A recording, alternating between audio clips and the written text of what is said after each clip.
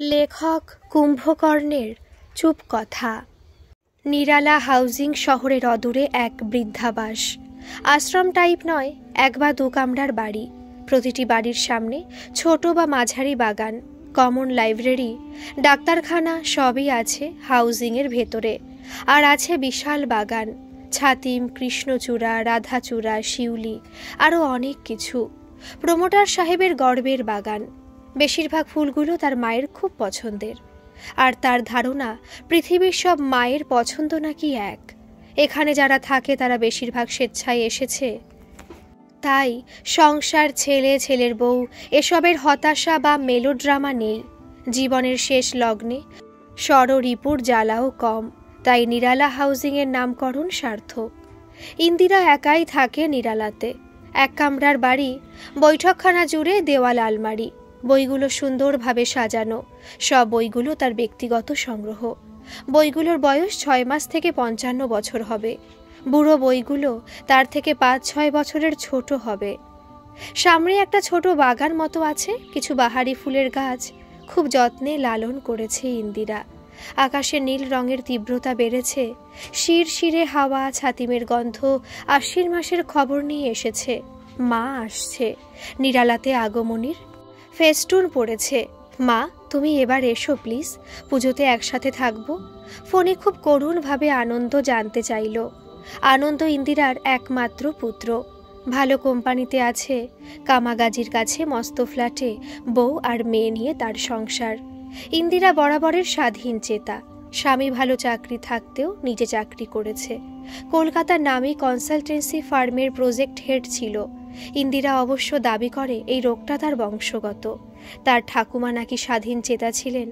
রক্ত সঙ্গে পরিবেশ তাকে আরও বেশি স্বাধীন চেতা করেছে। খুব কঠিনভাবে ছেলেকে জানিয়ে দিল সে যাচ্ছে না, তবে তার নাতনি বিনি আসবে তার কাছে থাকতে পুজোর কদিন। 18 বছর হবে এবার বিনির। একাই আসবে ঠাম্মির কাছে, যেন স্বাধীনতা বংশগত ব্যাধি। বিনি এলো ষষ্ঠীর বিকালে। পুজোর 4 দিন রান্নার ধকল নেই। 4 দিনের চমৎকার বনভোজন।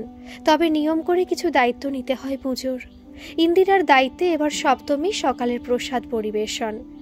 জলখাবার খেয়ে ইন্দিরা গেল তার দায়িত্ব মেটাতে, আর বিনি নামলো বইতে মন ভেজাতে।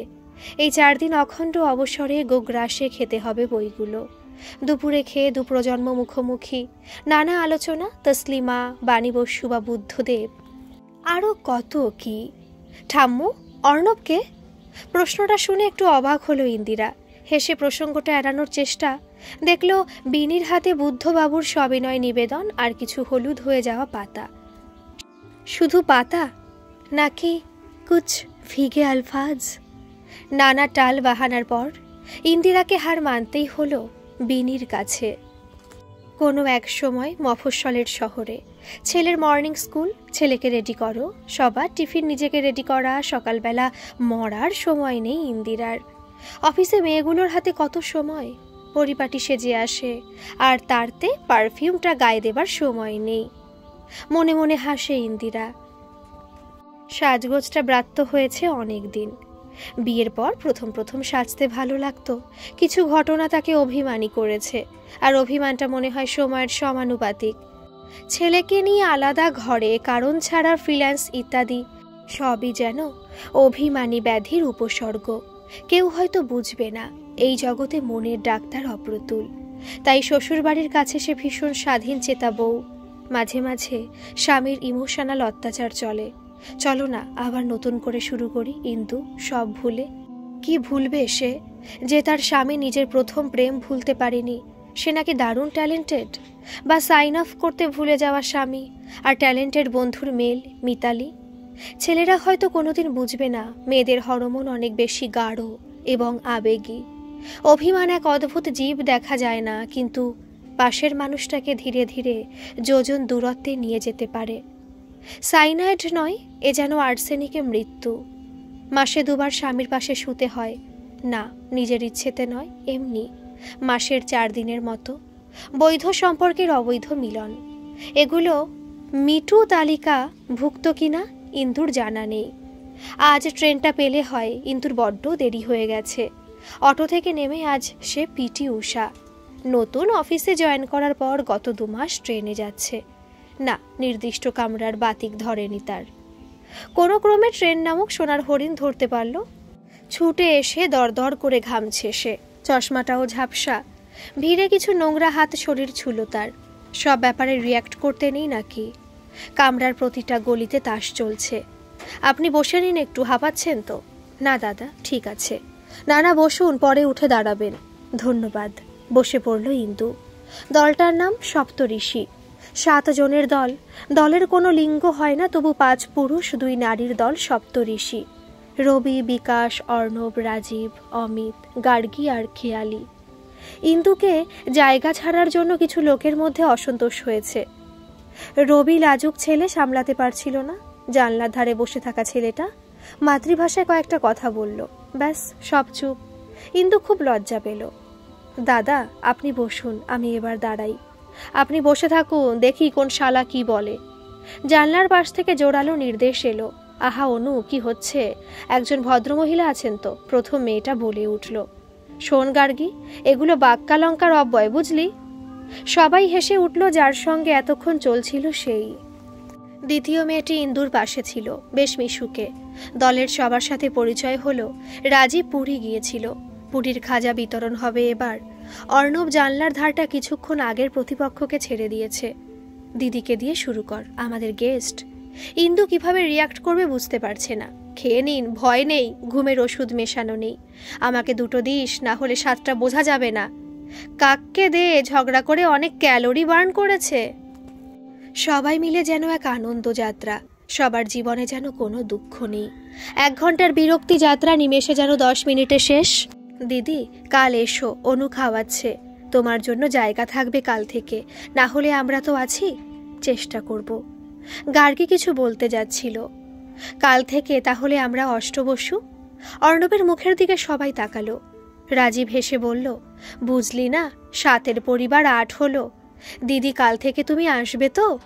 ইন্দুর চোখে চোখ পড়তেই অর্ণব চোখটা নামিয়ে নিল। অষ্টবসুর যাত্রা শুরু। মফস্বলের মধ্যবিত্তের দল, বেশিরভাগই স্থানীয়। পয়লা বৈশাখ, বিজয়া, জন্মদিন সবেতেই এক পায়ে দাঁড়িয়ে। সব দলের মতো এই দলে অভিমানীর অভাব নেই। সেটা মান ভাঙানোর জন্য রাজীব আর আয়োজনে অর্ণব মানে অনু। এবারের শীতে গার্গীর বিয়ে। উপদেশের পাহাড়ে চাপা পড়েছে সে। অনুর পরামর্শগুলো সাধারণ মনে হলেও আসলে একটু আদি রসাত্ম। ইন্দু চুপচাপ থাকে, সবাইকে লক্ষ্য করে। এতদিন হলেও অনু তার সাথে কোনোদিন সরাসরি কথা বলে না, ভাব বাচ্চে কথা বলে। গার্গীর বিয়ের উপহার নিয়ে ঘোরতর আলোচনা হবে আজ। কথা প্রসঙ্গে অর্ণব নারীবাদ নিয়ে একটা সংক্ষিপ্ত ভাষণ পেশ করল। ইন্দুর খুবই অপছন্দের টপিক। ইন্দুর ধারণা, সমাজের সব পুরুষ নারীবাদী, শুধু তার মা, বোন আর বউ সে তালিকায় থাকে না। অর্ণব, তুমি যা বললে সব মেনে চলো? চেষ্টা করি। তোমার বউকে সব স্বাধীনতা দাও নাকি? একটু যেন দমে গেল অর্ণব। তার বলল সে মনে হয় সব থেকে স্বাধীন। ইন্দু কিছু বলতে যাচ্ছিল, পাশে বসে থাকা খেয়ালি ইন্দুর হাত চেপে থামিয়ে দিল। অন্য প্রসঙ্গ, অন্য কথা চলল। অর্ণব কিছুক্ষণ চুপচাপ, তারপর আবার শুরু। কি কথা বলতে পারে ছেলেটা, বাপরে, ইন্দু ভাবল। সেদিন অফিসে পৌঁছে ইন্দু গার্গীকে ফোন করল। বৌদি, 2 বছর হলো মারা গেছে, বাচ্চা হতে গিয়ে। বেবিটাও মারা গেছে কয়েকদিন পর। লোকটাকে দেখলে বোঝা যায় না গো ইন্দুদি, খুব কষ্টে থাকে। বাইরে থেকে দেখলে বোঝা যায় না। ইন্দুর কানে আর কোনো কথা ঢুকছে না, ফোনটা রেখে দিল। গার্গীর বাড়ি যাওয়া, সেখান থেকে ফেরার foolproof plan ready. Hello Indu, Arnab বলছি। তোমার অফিসে 15 মিনিটে যাচ্ছি। প্রথমবার সরাসরি কথা হলো ইন্দুর সাথে। গাড়ির সামনের সিটে বসে অর্ণব। আরে বাস, শাড়ি কোথায় পেলে? নিয়ে এসেছিলাম ব্যাগে করে, আলতোভাবে বলল ইন্দু। তোমাদের ব্যাগে আজ তো পৃথিবী ঢুকে পড়বে, বলে হা হা করে হাসতে থাকলো অর্ণব। সিগারেট ধরালাম, অসুবিধা নেই তো? না। সেদিনের জন্য সরি। কোন দিন? তোমার স্ত্রী, স্বাধীনতা। ওহো, যেটা তুমি জানতে না সেটাতে সরি বলার কি আছে? ছাড়ো তো। শোনো, জীবনটা শুধু বর্তমানের জন্য, ভূত ফিরে আসবে না, আর ভবিষ্যৎ তুমি জানো না। ইন্দুর মনের কথাগুলো যেন অনুরণন হলো। একে একে রবি, খেয়ালি উঠল। রবি মোটা বলে সামনে বসলো। মেকআপ ঘেটে যাবে বলে খেয়ালি জানলার ধার দখল করলো। দুই ধারে দুই কলা গাছ, মাঝখানে মহারাজ। হেসে বলল অর্ণব। ইন্দু বুঝতে পারছে অর্ণব আড়ষ্ট হয়ে বসে আছে, তবু বকবক করছে। হাতের ছোঁয়া পেল ইন্দু। সরি। ইন্দু একটু সরে বসে জানলার দিকে তাকালো। গাড়িগুলো দ্রুত সরে যাচ্ছে, সঙ্গে হয়তো নিজের সামাজিক পরিচয়টাও সরাতে চাইছে ইন্দু। বিয়ে বাড়িতে গ্রুপ ফটো, খাওয়া দাওয়া জমাটি, তার থেকেও জমাটি রবির বাহারি পোশাক, রাজীবের ফুচকার বাজি। বেরোচ্ছি রে, কাল আবার অফিসের কাজে দিল্লি যেতে হবে রে, তোরা এনজয় কর। অর্ণব বেরিয়ে গেল। পরদিন সকালে ফোনে মেসেজ ঢুকলো অর্ণবের, সাবধানে যেও ইন্দু। যাব, কাল তোমায় শাড়িতে বেশ লাগছিল। একটা কথা, তোমার হাতে হাত লাগাটা অনিচ্ছাকৃত ছিল, কিছু মনে করো না অর্ণব। ইচ্ছাকৃত হলেও মনে করতাম না ইন্দু। টাটা, এসে কথা হবে অর্ণব। দিল্লি থেকে ফিরল অর্ণব বেশ কয়েকদিন পর। টুকটাক মেসেজ চলল কয়েকদিন। আস্তে আস্তে সম্পর্ক কিছুটা গাঢ় হলো। টুকটাক বাজার, একসাথে ফেরা, সেই সম্পর্কের ঘনত্বটা আরও বাড়ালো। আপনি থেকে তুমি, তুমি থেকে তুই হতে বেশি সময় লাগলো না দুজনের। তবে মাঝে মাঝে ইন্দু এই সম্পর্কের পরিণতি নিয়ে ভাবে, সব যেন গুলিয়ে যায়। সমাজ যে বড় বালাই, দূরে সরিয়ে রাখতে চায় অর্ণবকে, কিন্তু সে যেন অষ্টাদশী প্রেমিকা। আজ ইন্দুর জন্মদিন। বাড়ি আর অফিসে প্রচুর শুভেচ্ছা পেয়েছে। কোনোদিনই ইন্দু শুভেচ্ছার ধার ধারে না, কিন্তু আজ যেন কারোর ফোনের সে অপেক্ষায় ছিল। না, সে ফোন করেনি, হয়তো মনে নেই। টুকটাক সাধারণ মেসেজে কথা হয়েছে। অফিস থেকে বেরিয়ে ইন্দু বাসের জন্য ওয়েট করছে। চটপট উঠে পড়ো। ট্যাক্সি থেকে আওয়াজ এলো। অর্ণব বসে আছে, তবে আজ পেছনের সিটে। একটা বড় খামে তসলিমা নাসরিনের ফেরা। এটা পড়িস। সমাজের ফাঁদে আটকে পড়া মেয়ের ঘরে ফেরার গল্প। শুভ জন্মদিন। ইন্দু যেন অবাক রাজ্যের রানী। কি করে জানলি আমি বই পড়ি আর তসলিমা? কথা শেষ করার আগেই অর্ণব বলল, খুব সহজ। গার্গীর সাথে তোর বই আদান প্রদান, আর নারীবাদী মেয়ের আতুর ঘরেও তসলিমা থাকে। তুই এত লক্ষ্য করতিস আমায়? ইন্দুর কথায় সিগারেট ধরিয়ে জানলার দিকে তাকিয়ে লাজুক অর্ণব। রাস্তাটা আজ তাড়াতাড়ি শেষ হয়ে গেল। নামার সময় ইন্দুর তাকালো অর্ণবের দিকে। ভালোবাসি তোকে। দুজনেই চুপ। কিছু বলবি না? কিছু মনে করলি? সবাই বলতে পারে না। তা ঠিক। চলি রে। গাড়িটা হুশ করে বেরিয়ে গেল। সময়ের সঙ্গে সঙ্গে সমস্ত দলও ভাঙে, অষ্টবসুও ভাঙল। রাজীবের নতুন চাকরি পেয়েছে মুম্বাইতে। গার্গী শ্বশুরবাড়ি থেকে অফিস যাচ্ছে। ইন্দুও অনিয়মিত। দলের টানটাও হালকা হচ্ছে ধীরে ধীরে। তবু রাস্তার অজানা বহু চোখ ইন্দু অর্ণবকে একসাথে দেখেছে দুই পক্ষ হিসাবে। প্রমোশন হলো রে। আর চায়না হাউসে পার্টি। বস দিচ্ছে, সঙ্গে আমাদের মহিলা ব্রিগেড। দুপুরে ফোন করে ইন্দু জানালো, দারুণ খবর। পার্টি কবে দিচ্ছিস? তুই কিন্তু বেশি খাস না, একা ফিরতে হবে, মনে রাখিস। একটানা কথাগুলো বলল অর্ণব। বেশি জ্যাঠামো করিস না তো, এখন রাখছি। ইন্দু হেসে বলল। রাতে বাড়ি ফিরে অর্ণব জামাকাপড় চেঞ্জ করে সোফায় বসেছে। এই সময়টা নিজের। সারাদিনের নাটকের পর ইন্দুর ফোন। কিরে, এত রাতে? সব ঠিক আছে তো? একটা কথা বলবো তোকে। ইন্দুর গলা জড়িয়ে আসছে। তোকে খুব ভালোবাসি অর্ণব। 120 ml না গেলে বলতে পারছিলাম না।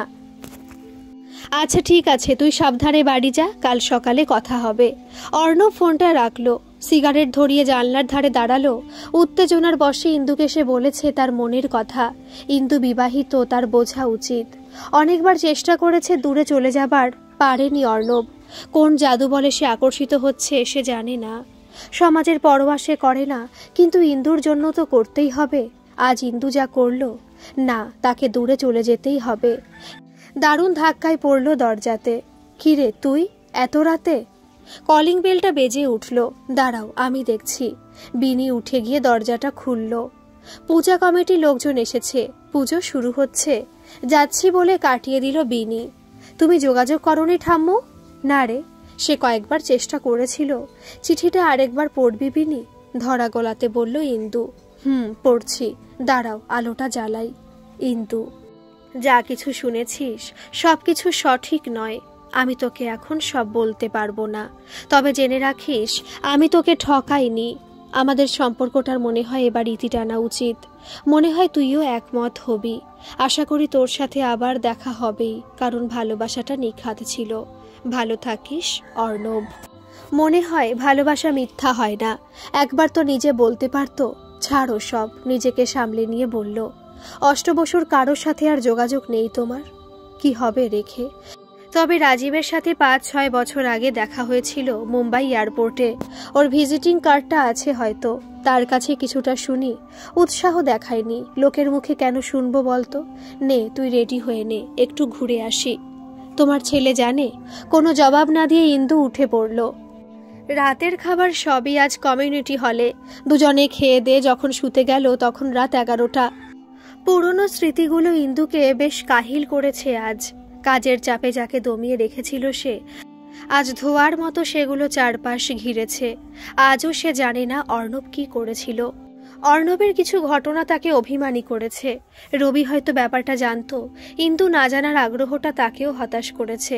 শুধু বলেছিল, দিদি অনুদা ভুল কিছু করেনি, ওর মতো হতে গেলে অনেক সাহস লাগে। আজ সত্যি জানতে ইচ্ছে করছে ইন্দুর, তবে চারপাশটা বড্ড অন্ধকার, মনটাও খুব ভারী। ইস, যদি অর্ণবটা আজ পাশে থাকতো। চারিদিকটা আজ বড্ড ঘোলাটে লাগছে। হ্যালো বাবা, ঠাম্মির শরীর খুব খারাপ, এখানকার ডাক্তার নার্সিংহোমে নিয়ে যেতে বলল। অষ্টমীর সকাল, গতকালে রাত জাগা শহর একটু বিশ্রাম নিচ্ছে। প্যান্ডেলের লাইটগুলো সব বন্ধ হয়নি, তারা যেন সূর্যদেবের সাথে পাল্লা দিয়ে চলেছে। হসপিটালে গাড়িটা পার্ক করে বিনি ফোন করে। তারপর এমার্জেন্সি ব্লকে এলো আনন্দ। বিনি ডাক্তারের সাথে কথা বলছে। আনন্দ কাছে আসতে বলল, আমার বাবা পেশেন্ট একটু স্টেবল আছে, কিছুক্ষণের মধ্যে জ্ঞান ফিরবে, তবে 2টো ব্লকে যাচ্ছে। অপারেশনটা করিয়ে নিতে হবে খুব তাড়াতাড়ি। 3-4 পর ডেট আছে মেবি। রিসেপশনে যান, ওরা সব গাইড করে দেবে। বিনি তুই থাক, আমি ওদিকটা দেখি। আনন্দ চলে গেল। বিনি একা বসে আছে বিশাল হল ঘরটায়। আনন্দ চলে এলো 10 থেকে 15 মিনিট পর। অপারেশন ডেট দিয়েছে 4 দিন পর। ততদিন আইসিইউতে। হঠাৎ করে কি হলো বলতো বিনি? বাবা ঠাম্মুর অভিমানের বিস্ফোরণ হয়েছে। আরও কিছু বলার আগে ইন্দিরা মিত্রর বাড়ির লোকে আছেন। পেশেন্টের জ্ঞান ফিরেছে, একজন গিয়ে দেখা করে আসতে পারেন। আচ্ছা অর্ণবকে? উনি বারবার নাম করছিলেন। বিনি চোখের ইশারায় চুপ করতে বলল। দুজনে একে একে দেখা করে এলো। হসপিটালের ক্যাফেটেরিয়াতে বসে সব কথা বিনি বলল আনন্দকে। আনন্দ বেশ অবাক হলো। তার ছোটবেলার স্মৃতি ঘেটে অর্ণবকে খুঁজে পেল না। রাজীব বা রবি কাকু সে চিনত। রবি কাকু তো বাড়িও এসেছে তার জন্মদিনে। আচ্ছা বাবা, অর্ণবকে খুঁজে বার করা যায় না? মানে তোর মাথা গেছে? লোকে কি বলবে? আনন্দ রেগে গিয়ে বলল, কোন লোকগুলো? যারা তোমার উন্নতিতে মেকি আনন্দ করে আর দুঃখে মজা পায়। তুমি না পারো, আমি একাই খুঁজবো। সে না হয় ঠিক আছে, কিন্তু তোর মা, তোমার বাবা, তোমার মায়ের কথা শুনতো? এর কোনো উত্তর নেই আনন্দের কাছে। জ্ঞান থেকে নিজের মা বাবা 2টো বিচ্ছিন্ন দ্বীপের মতো দেখে এসেছে। 2টো দ্বীপ যাদের ভাষা, মন, শরীর সবই আলাদা। এই দুজনের যে দোভাষী দিয়েত যুক্ত ছিল সেটা সে নিজেই। তাই বিনি অদ্ভুত যুক্তিতে শেষ পর্যন্ত আনন্দেকে হার মানতে হলো। রাজীববাবুর নম্বর ইন্দু ডায়েরি থেকে পাওয়া গেল। বছর 5 পুরনো নাম্বার। পাওয়া গেল তাকে। পুজোতে তিনি কলকাতায় এসেছেন। ফোনে বিনি নিজের পরিচয় দিতে তিনি অবাক হলেন যথেষ্ট। তুমি ইন্দুদির নাতনি? বাপরে, একসময় ৮ বছর ছিল বটে, তবে এখন কারোর সাথে যোগাযোগ নেই। তবে রবি নাম্বারটা আছে, তবে সেটা ভ্যালিড কিনা জানা নেই। ইন্দু কেমন আছে বা কী কারণে এসে এসব করছে সেটা বিনি এড়িয়ে গেল রাজীবের কাছ থেকে। বিনির ভাগ্য মনে হয় খুব সদয়, রবিকেও পাওয়া গেল। তার কাছে ইন্দুর শারীরিক অবস্থাটা বিনি লুকালো না। লোকটি ভীষণ আন্তরিক। আর যখন সে শুনল বিনি অর্ণবকে খুঁজতে বেরিয়েছে, তার উৎসাহ দ্বিগুণ হলো। তার কাছ থেকে অর্ণবের সম্পর্কে অনেক কিছু শুনল। তবে অর্ণবের সাথে আর তার কোনো যোগাযোগ নেই। সে নিজেও তার ভিটে ছেড়েছে বছর 15 হলো। নতুন শহরে নতুনভাবে সব শুরু করেছে। যাই হোক, অর্ণবের বাড়ির ঠিকানা পাওয়া গেল। তবে রবিবাবু জানেন না তারা সেখানে থাকেন না। আজ বিজয়া দশমী। সকালে বিনি বেরিয়ে পড়ল বাইপাস ধরে। ঘণ্টাখানেকের রাস্তা সুভাষ গ্রাম। চারিদিকে সবুজ, মফস্বল ভাবটা এখনও বজায় আছে। ঠিকানা ধরে যেখানে সে পৌঁছলো সেখানে আর বাড়ি নেই। না, অর্ণব বাবু নামে কেউ শোনেনি। নতুনভাবে গড়ে ওঠা কলোনি মনে রাখেনি তার পুরনো অতীত। এতদিন তার অনুসন্ধান এক্সপ্রেস দারুণভাবে ছুটছিল। মা দুর্গার বিদায়ে বাঙালির মন আজ ভারী। বিনির মনটা যেন একটু বেশি ভারী। হতাশ, খুব হতাশভাবে একটা চায়ের দোকানে বসলো সে। মুখটা খুব তেতো লাগছে। দোকানদার বেশ বয়স্ক। মা, আজ মন খারাপ করতে নেই, মাকে মন দিয়ে ডাকো, দেখো সব পেয়ে যাবে। বিনি মুচকি হাসলো। তারপর কি মনে হলো তাকে অর্ণবের কথা জিজ্ঞেস করলো। তুমি অনুকে খুঁজতে এসেছো? সে তো বছর 6 সোনার গ্রামে থাকে। এখানে প্রমোটারের সঙ্গে অনেক লড়েছিল, পারল না। বয়স হয়েছে, তবে মানুষদের জন্য ভাবনাটা ছাড়তে পারেনি। কিন্তু মানুষগুলোই শেষ পর্যন্ত তার পাশে থাকেনি। বড্ড অভিমান নিয়ে চলে গেছে মা। এক নিঃশ্বাসে কথাগুলো বললেন। বিড়ির ঠিকানা বুঝে সেখানে পৌঁছে গেল। একতলা বাড়ি। কলিং বেল বাজতে একজন মহিলা বেরিয়ে এলো। আপনি? এটা অর্ণববাবুর বাড়ি? হ্যাঁ, কিন্তু আপনি? আমি বিনি, ইন্দিরা মিত্রের নাতনি। আপনি ইন্দুদের নাতনি? ভেতরে আসুন।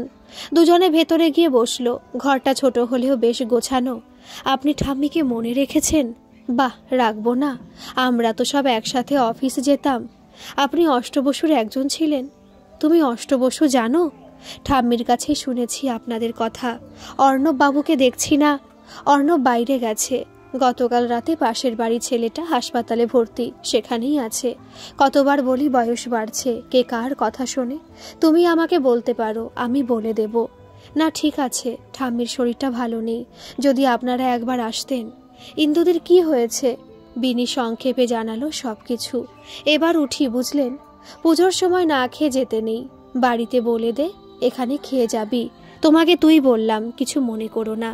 বিনির অনুরোধটা ফেলতে পারল না। দুপুরে খেতে বসলো দুজনে। আমার নামটা জানিস তুই? রবি দাদুর কাছে শুনেছি আপনি সে অষ্টবসুর খেয়ালি। আর কি শুনেছিস? তেমন কিছু নয়। শুনতে চাস না তুই? ইন্দুদিকে তো কোনোদিন বলতে পারলাম না। আপনি কিন্তু আমায় বলতে পারেন। হ্যাঁ, তা পারি। অনু তো কোনোদিন সব কিছু বলেনি, তবু যেন একটা অপরাধবোধ সারা জীবন কাজ করেছে। যদি অন্যটা হতো তাহলে ব্যাপারটা কি ভালো হতো মনে করো? তুই কি জানিস আমি সেটা জানি, তবু বলতে পারি। হয়তো পরিণতি পেত না, তবু আমি দায়ী থাকতাম না। ঠাম্মু আর রবি দাদুর কাছে খুব বেশি শুনিনি। খেয়ালি শুরু করলো তার কথা। দরজার ধাক্কা শুনে অনু দরজা খুলল। ফোন করতে পারতিস তো, এত রাতে আসার কি দরকার ছিল? দরজায় দাঁড়িয়ে রবিকে বলল অর্ণব, ব্যাপারটা সিরিয়াস আর তোমার ফোন এনগেজ আসছিল, তাই চলেই এলাম। আয়, ভেতরে আয়। খেয়ালি সুইসাইডের চেষ্টা করেছে, রবি উত্তেজিত গলায় বলল। কিন্তু এখন ভালো আছে। ওর মা ফোন করে কাল একবার আমাদের যেতে বললেন। অর্ণব রাজি হয়ে গেল। সকালবেলাতেই যাওয়া ঠিক হলো। সকালবেলা ইন্দুর ফোন। গতকাল রাতে কি বলেছে তার মনে নেই। অর্ণব হেসে জানালো তারও কিছু মনে নেই। এ যেন এক অন্য ইন্দু, কত কথা বলছে, কত হাসছে। খেয়ালির ব্যাপারটা ইন্দুকে জানাতে যাবে, ততক্ষণে রবি এসে হাজির। পরে কথা হবে বলে অর্ণব ফোনটা রেখে দিল। দুজনে মিলে খেয়ালির বাড়ি পৌঁছালো। পুরো বাড়ি থমথমে। একমাত্র কন্যার সন্তানের কীর্তিতে বাবা মা দুজনেই খুব ভেঙে পড়েছে। খেয়ালি এখনও ঘুমাচ্ছে। ওর সাথে দেখা করে যাবে দুজনে। এই পরিস্থিতিতে কি কথা বলা উচিত দুজনে কিছুই বুঝতে পারছে না। তবু অর্ণব হালকা কথাবার্তা বলে পরিবেশটা সহজ করার চেষ্টা করছে। অদ্ভুত ব্যাপার হলো, খেয়ালি এই কাজের কারণ তার বাবা মা কেউ জানে না। খেয়ালির ঘুম ভাঙল আরও মিনিট 10 পর। দুর্বল শরীর, খুব আস্তে আস্তে কথা বলছে।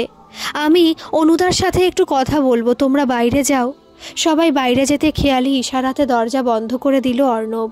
হ্যাঁ, এবার বল, কি হয়েছে তোর? অর্ণব যা শুনল তাতে মাথায় হাত পড়েছে। খেয়ালি 3 মাসের প্রেগনেন্ট। ছেলেটাকে যদি অসুবিধা না থাকে। আরও বিস্ময় যেন অপেক্ষা করছিল তার জন্য। ছেলেটি তার মাসতুতো দাদা এবং সেই অমেরুদণ্ডী প্রাণীটি অ্যাবর্শনের কথা বলেছে। কিন্তু খেয়ালি মাসিমাকে তা বলতে হবে। অর্ণব এইরকম অদ্ভুত পরিস্থিতিতে আগে পড়েনি। ঘরে ডেকে অর্ণব খেয়ালির মাকে সব বলল। মা মেয়ে দুজনে জড়িয়ে অঝরে কাঁদছে। ঘর থেকে বেরোনোর আগে অর্ণব কথা দিল কথাগুলো ঘরের বাইরে যাবে না। রবি ইন্দু কাউকে কিছু সে বলতে পারল না, নিজের মধ্যেই রাখল। খেয়ালির বাড়ি যাতায়াত একটু হলেও বাড়ল অর্ণবের নিছক বন্ধু হিসাবেই। তবে তাদের পরিবারের ব্যাপারে অযথা সে নাক গলায়নি। তবু মফস্বল শহরে এসব খবর বিষ বাষ্পের মতো ছড়ায়। খবরের চাপে হোক বা কাজের চাপে সম্পর্কটা একটু হলেও টোল খেয়েছে ইন্দুর। লোকে কি বলল সে নিয়ে ইন্দুর কিছু যায় আসে না, কিন্তু সে নিজে যখন কিছু জিজ্ঞাসা করে তখন অর্ণব কেমন গুটিয়ে যায়। রবিবারের দুপুরে বসে অর্ণব ইন্দুকে সব জানিয়ে চিঠি লিখছে। তার প্রথম ভালোবাসার পত্র, জীবনের শব্দ ভাণ্ডার হাতরে বাছাই করা কাছের শব্দ দিয়ে। তবে অনিশ্চয়তা থেকেই যায় সম্পর্কটাতে। সব জানাতে হবে ইন্দুকে। অনেক অনেক প্রশ্নের পাহাড় জমে আছে তার মনে। সব ভেঙে গুড়িয়ে দেবে এই লেখাগুলো। সঙ্গে যাবে অর্ণবের খুব কাছের বই সবিনয় নিবেদন। টেবিলে রাখা ফোনটা বেজে উঠল অর্ণবের। এখন ফোনটা ধরতে ইচ্ছে করছে না, তবু নাম্বার দেখে ধরতেই হলো ফোনটা। হ্যালো, বলুন মাসিমা। খেয়ালির মায়ের ফোন। অর্ণব, তুমি তাড়াতাড়ি এসো প্লিজ। অর্ণব জামাটা গলিয়ে বেরিয়ে পড়ল। সে তখনও জানত না তার অর্ধ সমাপ্ত চিঠিটা আদৌ শেষ হবে কিনা। খেয়ালির বাড়িতে শ্মশানের নিস্তব্ধতা। তার মায়ের কাছ থেকে যেটা জানতে পারল, খেয়ালি কিছুতেই অ্যাবর্শনে রাজি হচ্ছে না। এদিকে মাস পেরিয়ে যাচ্ছে। কি সব পাগলামো করছিস? পাগলামো? একজন কাপুরুষের জন্য আমি সারা জীবন খুনি হয়ে থাকতে পারবো না। খেয়ালির মধ্যে যেন মাতৃশক্তি প্রবেশ করেছে। কি চাইছিস তুই? আমাদের সমাজ এত সরল নয় খেয়ালি। সব মুছে দিয়ে আবার নতুনভাবে শুরু কর। সবাই সব ভুলে যাবে, বিয়ে করে নতুন জীবন শুরু করিস। সমাজ? তুমি সমাজের কথা বলছো? তুমি ভুলতে পেরেছো বৌদির মারা যাওয়ার কথাটাকে? অর্ণবের সবচেয়ে নরম জায়গায় খেয়ালি আঘাত করেছে। বাকশূন্য হয়ে পড়েছে সে। না, এর উত্তর তার কাছে নেই। দ্বিতীয়বার বিয়ে করার কথা অনেকেই বলেছে তাকে, কিন্তু জীবনে আসার আগে পর্যন্ত সে এসব নিয়ে ভাবতো না। এখন অবশ্য ভাবতে বেশ লাগে। সমাজের চোখে অবশ্য অবৈধ ভাবনা। কি ভাবছো অর্ণবদা? আমাকে বিয়ে করবে? সব মুছে শুরু করব দুজনে? প্লিজ বলো না আমাকে বোন ভাবতে। এবার অর্ণব সত্যি ঘাবড়ে গেল। কি বলছে খেয়ালি? চুপ করে গেল সে। নিঃশব্দে তাদের বাড়ি থেকে বেরিয়ে গেল। রাত্রে খেয়ালিকে ফোন করলো অর্ণব। মাসিমা, খেয়ালিকে ফোনটা দেবেন? সরি অনুদা, তোমায় কী সব বলে দিলাম। আমি রাজি খেয়ালি, আর তোকে কিচ্ছু মুছতে হবে না। পাগলামো করো না, আমি তোমায় ঠকাতে পারবো না। লুকিয়ে কিছু করাকে ঠকানো বলে জানতাম। আর শোন, মহান হবারও আমার কোনো আগ্রহ নেই। আমি পাবো সংসার, আর সে পাবে একটা নিরাপদ আশ্রয়। মেসোমশাইয়ের সাথে কাল সকালে আমি কথা বলে নেব। ইন্দুদি ছাড়বে তোমায়? অবাক হওয়ার কোনো কারণ নেই, মেয়েরা একটু বেশি পাকা হয়। আমি রাখছি, অনেক রাত হলো। খাতার পাতা পাল্টে নতুন পাতায় লেখা হলো নতুন বিদায়পত্র। প্রথম পাতাতেই বন্দী হয়ে থাকলো অর্ণবের ভালোবাসা। বিয়েতে রবি এসেছিল, বাকিরা নানা অজুহাতে কাটিয়ে দিয়েছে। ইন্দু অর্ণবের চিঠি পেয়েছে। বেড়েছে অফিসের কাজ আর সহ্য শক্তি, কমেছে বিশ্বাস, চোখের জল হয়তো সূক্ষ্ম অনুভূতিগুলো। দুজনেই যখন বর্তমানে ফিরল তখন বিকেল হয়ে গেছে। দশমীর সন্ধ্যা হতে আর বাকি নেই। সত্যি অনেক বড় মনের মানুষ। অর্ণববাবু ঠাম্মুর কথা বলে। খেয়ালি শুধু একটা দীর্ঘশ্বাস ফেলল। তারপর যা বলল সেটা শুনে বিনি নিজেকে আর সামলাতে পারল না। খেয়ালি বলল, বোকা মেয়ে, পুজোর সময় কাঁদতে নেই। ইন্দুদি বাড়ি ফিরলে জানাস, একদিন যাব নয় দুজনে। আজ কোজাগরি লক্ষ্মী পূজা। আকাশের চাঁদ যেন আজ ভালোবাসার জ্যোৎস্নায় ভাসিয়ে দিয়েছে। সেই জ্যোৎস্নায় হৃদয়ে ধুয়ে ইন্দুও বাড়ি ফিরেছে। এখন ইন্দুর বেশ কয়েক মাস বিনিদের সাথেই থাকবে। সময় নিয়ে পুরনো অতীতগুলো বিনি সবই বলল ইন্দুকে। শীত পড়তে শুরু করেছে শহরে। সবাই একটু জড়সড়। ঠাম্মু, কাল খেয়ালি দিদা আসছে। বিনির কথায় একটু চমকে উঠল ইন্দু। ওরা কি করে জানলো এসব? বিনি আস্তে করে বুঝিয়ে বলল ঘটনাগুলো। বিকেলে খেয়ালি একাই এসেছে। তার আজ পলাশ রঙের শাড়ি মানিয়েছে বেশ। দুজনেরই মধ্যে যেন এক জড়তা। বেশিক্ষণ থাকলেও না খেয়ালি, চলে গেল একটা খাম দিয়ে। খামে একটা চিঠি। ইন্দু, তোর অভিমানগুলো পাম্প করে বার করতে হলো শেষ অবধি। পুরনো একটা চিঠি পাঠালাম, যেটা সেদিন দিতে পারিনি। আজ কেন পাঠালাম সেটা জানি না। মাঝে মাঝে তোকে দেখতে খুব ইচ্ছে করে জানিস তো, কিন্তু কিছুই হয়ে ওঠে না। শুনলাম তুই নাকি একা থাকিস। ভালো, আমার তো আর নিজের মতো বাঁচা হলো না। আর কি, ভালো থাকিস। বিনি ভালোবাসা দিস। ইতি অর্ণব। পুরনো চিঠিটা পড়া শুরু করলো ইন্দু। পুরনো পাতা, পুরনো গন্ধ তাতে। প্রিয় ইন্দু, আজ জীবনে প্রথমবার প্রেমপত্র লিখতে বসলাম। বুড়ো বয়সে। রমি মানে আমার স্ত্রী মারা যাবার পর তোকেই যেন একটু আপন করতে চেয়েছি। জানি না ঠিক কিনা, তবে জীবনে সব অঙ্ক মেলে না ইন্দু। জীবন আর পাটিগণিতের মধ্যে মনে হয় এটাই তফাৎ। তোর সাথে দেখা করতে হবে খুব তাড়াতাড়ি। দাঁড়া, একটা ফোন এসেছে। উফ, আর পারি না। না হলো না ইন্দু, সত্যি পারলাম না। নিচের কটা লাইন শুধু তোর আর আমার জন্য। অবশ্য যদি কোনোদিন এটা তোর হাতে যায়। ক্রমশ গেছে সে আমার না পাবার দলে। ভাববো না তারে কোনো দিন, বিলাসিতারও ছলে। মনকে হারিয়েছি নিজেই মিছে কথার জালে, তবু আজও সে সমান স্পষ্ট, কে জানে কোন বলে। ইন্দু অনেকবার পড়ল চিঠি দুটো। এখন অনেক রাত, ইন্দুর চোখে ঘুম নেই। ঠাম্মু, তুমি ঘুমাওনি? অর্ণবকে নিয়ে ভাবছো না? দেখলি আজও পালিয়ে থাকলো। বিনি চুপ করে গেল, তারপর বলল, তুমি জানো না লোকটার কি হয়েছে। তুমি বাড়ি ফেরার পর থেকে অনেকবার তোমার খোঁজ নিয়েছে, কিন্তু কাছে আসেনি তোমার ক্ষতি হবে ভেবে। ইন্দু হেসে বলল, ওসব নাটক, এ বয়সে আর কি ক্ষতি হবে? না গো, কোনো নাটক নয়। 3 বছর আগে একটা অ্যাক্সিডেন্টে উনি তার ছেলে আর বাকশক্তি হারান। বিনি বলে চলেছে। ইন্দুর মাথায় কিছুই ঢুকছে না। আমায় একবার ওর কাছে নিয়ে যাবি? তুমি যাবে? হ্যাঁ রে, চিঠির চুপ কথাগুলো মিলিয়ে নিতে হবে, খুব আপনভাবে, খুব যত্নে। গল্পটা কেমন লাগলো অবশ্যই কমেন্ট করে জানাবেন। ভালো লাগলে একটা সাবস্ক্রাইব করে আমার পাশে থাকবেন। ধন্যবাদ।